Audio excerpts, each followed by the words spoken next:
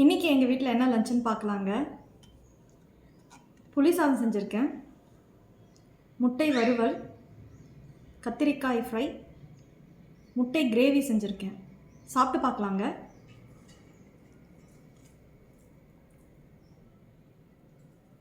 Gravy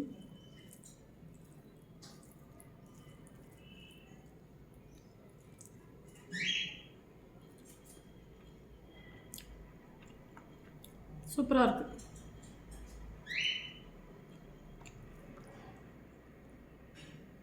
கத்திரிக்காய் வறுவலும் நல்லா இருக்குங்க.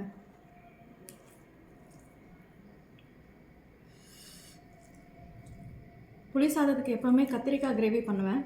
இன்றைக்கி கொஞ்சம் வித்தியாசமாக இருக்கட்டும்னு சொல்லிவிட்டு முட்டை கிரேவி செஞ்சேன், அதுவும் சூப்பராக இருக்குது.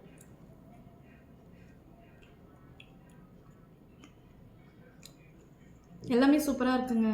இன்றைக்கி உங்கள் வீட்டில் என்ன லஞ்சுன்னு கமெண்ட்டில் சொல்லுங்கள். தேங்க்ஸ் ஃபார் வாட்சிங்.